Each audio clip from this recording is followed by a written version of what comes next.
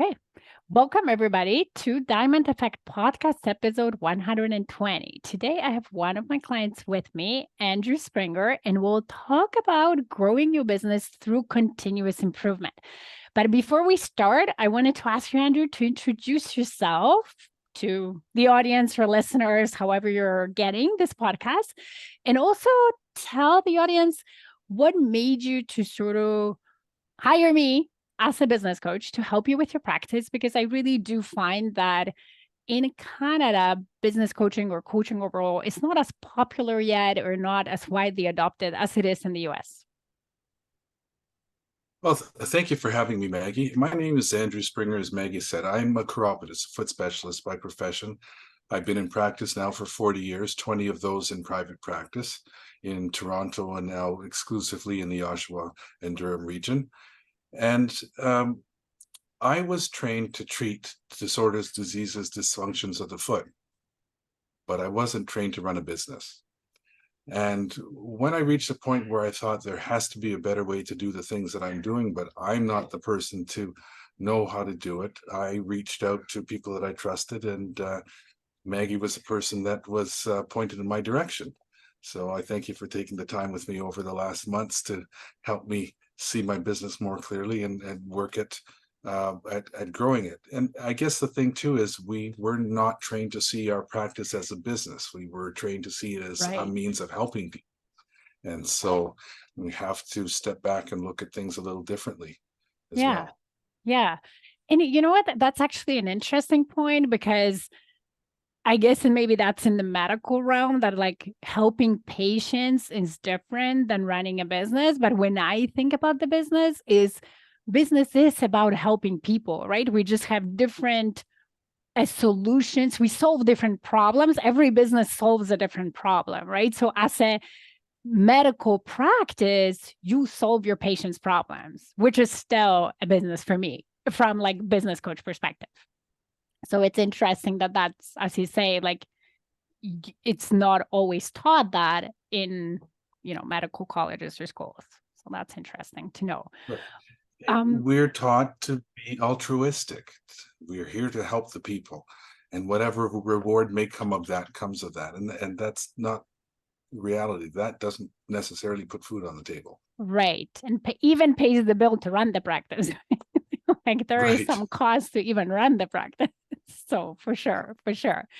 So what I wanted to say is that, with you, because you have an established practice, and let's just say you are experienced in running that practice, the the strategy or how we approach to business coach and improve your practice was very methodical and mostly through continuous improvement. And I'm a big fan of continuous improvement.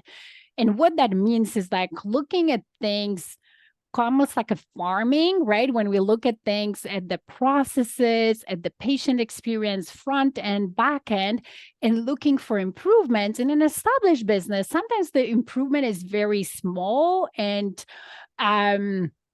kind of it seems sometimes like, oh, what am I going to do with this small? But when you add those small improvements to, like, the results compound, and you have been great ultimately in us working together, finding them, and then you implementing them one by one.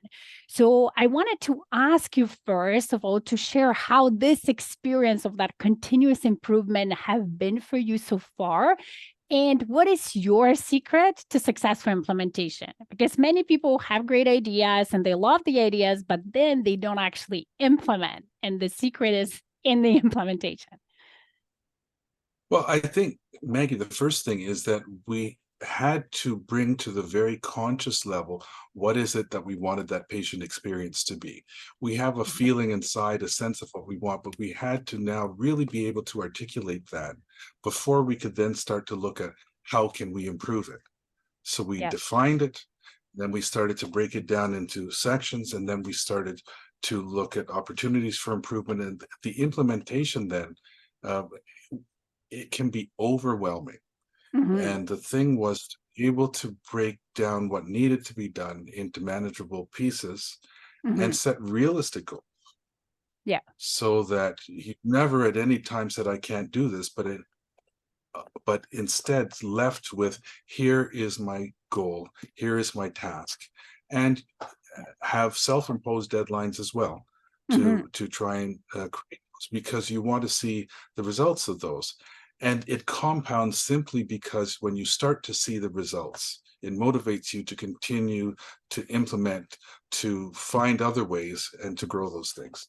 Yes, yes, that's such a good point, because that's the thing. When we see the positive results, then we're definitely more motivated. But as you say, in the meantime, you're still running the practice, right? The patients are still coming. You still need to serve them. So carving that, I call it like CEO time, right? So the time where I spend to work on my business or on my practice to improve for long-term benefits of everybody, patients and yourself, can be challenging at the first time. So like, I'm going off script here, but do you have any tip of how to do that? How did you carve out, even if it was a little pocket of time? Because you're right, we broke it down into such small pieces that it was manageable, but still, it's not like you were sitting on, hours and hours of time that you had available. So how did you carve that time? Well, I think we get stuck in the rut of working in the business. Mhm, And it's very difficult to step back and see, as you said, we need to work on the business as well. And nothing will change unless we can do that. mhm, So you have to now say this is just as important, and make appointments with yourself to do that. Now the time may change. You might say, I do this at Friday at 11:30, but next week Friday at 11:30 doesn't happen, so you don't do anything. mhm, But instead you have to say, I need that time, this is a task I need to accomplish, and make another appointment to get that done. mhm, So once you make a commitment to yourself that I am going to grow this business, then you start to say, this appointment is as mhm. important as any other appointment. And you don't say, I'll do it when I have time, if I have time, if I have energy, when I feel like it, because those things never get done. Those are just like exercise programs that happen on Yeah. January 1st and end on January 10th. Yep. Yeah. Yeah. So that's so valuable, because you're right. First, you got to be committed and decide why you want to do it, and then do it or make it happen the same way you would make happen anything else that's important to you.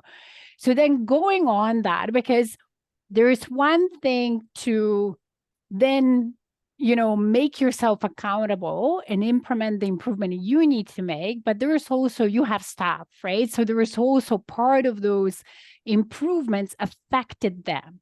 So then leading the staff to implement the change. And as human beings, naturally, we are all resistant to change, right? So you might have your motivation as a practice owner or a business owner, but the staff, that's not their business, right? And then they're used to doing one thing for a certain amount of time, and now they got to change. And you were very successful in leading your staff in those improvements. So again, my question is, how did you do it? Part of it, I think, is you need to have staff that is committed to the vision and mission of your business. And if they're not, as they say, a team is only as fast as its slowest horse. They're not going to be running along with you. So that's very important to ensure that your staff are there with you, and that that vision is clear and articulated, and they buy into that. Mhm, Then, having mhm, said that, they need to understand your goals. It doesn't make sense to show up on Monday morning and saying we're changing A, B, C, and D, mhm, and they don't know why. But if you have and share common goals, and then you're able to say, all right, I found a way that we can move towards goal A. Let's do this.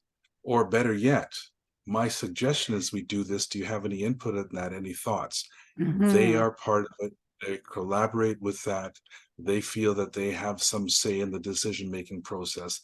They'll buy in, and now we're working together Yeah. towards that. And that's very important. So I've always taken things to the staff and said, here's where I want to end up. Here's Mhm. what I think. Have any thoughts? Yeah. Yeah. And that's so powerful, especially with the parts of the processes or the business that they're involved in, right? That they do every day. They might actually, as you say, like there's one thing when we strategize and we think about it, and they might have even better ideas or ideas that add even more value to whatever you bring to the table just because they do certain parts of that day to day, but also even if they don't, they might have a different perspective from their role. So that's an amazing approach. So you're right. Like Yeah, we I have think to Jack be open. Welch, yeah, sorry, go ahead. So we have to be open to that feedback. Yes. But we also have Yes. to remember, you've always said, you're the CEO. We have to have that vision going in Yes. and Yes. share the Agreed. vision, Yes. but you hold the vision. Don't expect them to give you a vision. You have the vision. Yes. Yes. And they can help you get there through their experience, their perspective, and what they see day to day, right? Right. Yeah. Yeah. Right. I was just going to say that, when I was doing my MBA, it was Jack Welch Management Institute. So he wrote a couple of books.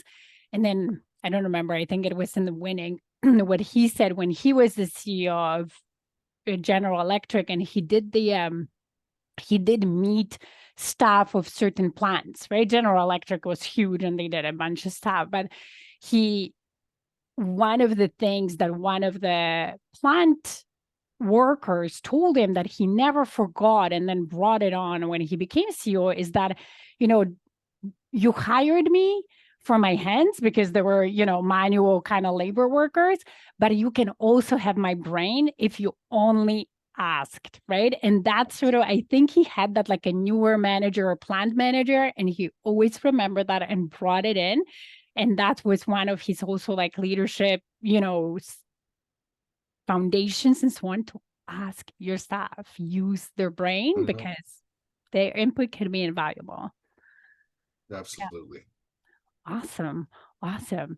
Okay. So then what I wanted to talk is because, of course, part of our work was figuring out marketing strategy that was, in compliance with your college and, as a medical practitioner, there are limits to what you can do in marketing as opposed to when I coach, my clients who have other businesses and they're not as regulated or not regulated as much.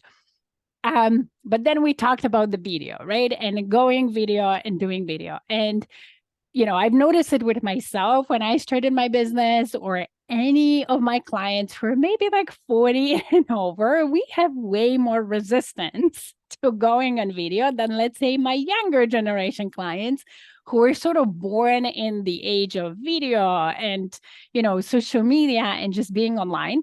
So I wanted to ask you, how did you overcome your resistance towards video and your, I guess, natural shyness? And yeah, share some tips with, the viewers, the listeners who are maybe in their head thinking, well, I think I know I need to go on video, but I'm scared. I have resistance. What helped you? Well, one is just the commitment to wanting to help people. And it was an opportunity to get the message out there. So I have to admit, when I started, I did take after take after take after take. But the determination was just do it. Mhm. When I was a student in high school, my dad, who was a school principal, and I was having trouble doing an essay, he said, "Just start writing, just Mhm. start." Mhm. And that lesson stayed with me. So I just started. And we have to remember that there are not 3 million people behind that camera looking at us right now. It's just a camera. Mhm. So now think of one person that's there that you want to share this message with. And it's important that they have that message. And all of a sudden, then you take yourself out of that picture and you're helping that person. Mhm. And that made a big difference for me. I didn't feel like I was doing a performance anymore. I didn't Mhm. feel I was tooting my own horn. I just felt I Mhm. was helping somebody, which was the Yeah, that's powerful. And yes, focusing on that one person, focusing on how we can help them through the message we have, the tip we give, or the whatever we were talking about in the video can help you overcome. So thank you for sharing that. So then another question that I have is maybe if you could share some tangible positive results that you've seen from the implementation of improvements, because we're talking like very generic, but sometimes the audience wants to see like, okay, great, but what were they? Like, what can you actually create or achieve when you are committed to that continuous assessment, improvement, and so on? Because sometimes it can be tedious, right? And it requires a focus and commitment to the regular review. So if you could share some, that would be awesome. Certainly. Well, one of the things that I did, we looked a long time before you and I met, Maggie, we looked to see where our referrals were coming from. Yeah. And the greatest growth was in the area of online, but we also realized that the largest source of referrals were from family doctors within the region. Mhm. So I started to develop a database of doctors, and then I started to send a newsletter out to them. Mhm. And one of the things that you suggested and I followed was that I would be more consistent and more frequent in the time that I sent it out. Mhm. And what we are seeing as a result of that, I just simply set up a schedule. I didn't do it arbitrarily. I set up a schedule. We Mhm. followed the schedule. We talked about the timing. I created a bank of those newsletters, and Yep. all I had to do was sit down on the appointed date and send it out. And it's all automated. So literally, even though I was sending to 268 doctors, it drives me nuts that I never hit 270, but we'll get there. We'll get But there. uh, it literally would take me 10 minutes or less. Yeah. And Yeah. once the newsletters were done, it went. The results that I saw, though, is that I started to get referrals from physicians that I've never met Yeah. on a Yeah. consistent basis, as well as I even had a physician at a facility that I was not sending the newsletter to because I didn't know them, send a Mhm. copy back and ask to be added to the list. Yeah. Yeah. And another one who referred a patient and had crossed out a referral to elsewhere, and Mhm. they were told no, they must come and see me. Yeah. So just by being consistent, getting the name out there, providing, and in this case, my customer was the doctor that I Yeah. was giving them information that could help them with their patients. Right. Just by doing that, that increased my referrals on a Right. consistent level. Right. And that's what I wanted to add. Like you were providing value, right? It wasn't just a newsletter saying, hey, refer your patients, right? Like, no, there was a value in that newsletter. And as long as we do that, people will appreciate. And as you say, people will want to be part of that newsletter because they value or they can benefit from what we offer, right? Like that's what I always teach. Sometimes my clients get in their heads and they're like, oh, I'm gonna bag them. And if I send a newsletter with on a certain schedule, I'm gonna bag my people and they will not want to receive. And I'm always of mindset that if you actually provide value in what you send, your people will want it. And just that's a proof that yeah, your people want it. And there's some new people that also want it. So then they contact Right. you to be part of it. Yeah. Right, Yeah. right. But the other thing that changed in the mindset over the Mhm. years was that they don't care how good I am. The Mhm. patients want to know how I can help them. Yeah. So the message has to be focused on how can I help them? That's what they want to know. Yes. And the doctors want to know how either I can help them or how I can help them to help their patients. Yeah. So it Yeah. really isn't about saying I'm fantastic. It's about saying, here's how I can help you. Yeah. And people do take to that message because that's what they're looking for. Yeah. Yeah. And that's really universal across the board in business, right? In business, it's about your customer having a challenge or having a goal, and then just wondering, can you help me? Can you help me overcome my problems or my challenges? Can you help me achieve my goal? And if you can, I'm in. I don't care what schools you finished. I don't care what's your title. I don't care none of it other than can you help me? And if we can communicate that well, if we can communicate in a way that our clients understand that and see clearly how, they're in. They're in. Yeah. Sure. And for those of us in healthcare and people in many other professions and areas, We got into them because we wanted to help Yeah. people. Yeah. So there should be no hesitation in sharing that message, Mhm. because this Mhm. is what we wanted to do in the first place. Yeah. Yeah. Yeah. Exactly. Exactly. That's awesome. Okay, so is there anything else that maybe I didn't ask you that you wanted to share with the audience? Oh, just that we can always do better. And we should never be shy about looking for ways and means and opportunities to improve what we provide. We may be quite proud of what we do, and there's nothing wrong with that, Hmm. but there may be a better way. And just ask questions. Hmm. And you'll get the information. My dad used to say, "You're only stupid once, ask." And the smartest people I know are not afraid to say, "I don't know," because soon they will. And Yeah. they know more than the rest of us. Yeah. Yeah. Yeah. I love that. I love your saying. I might adopt it from your dad. It's not copyrighted. You're welcome to it. Thank you. I will give him credit. All right. So if people wanted to find you, whether they want to learn from you and your tips, or they're local to Oshawa and they need a chiropodist and they need help, how can people find you? You can find me on LinkedIn. Just look for Andrew Springer. On Facebook and Instagram, look for The Foot Advantage.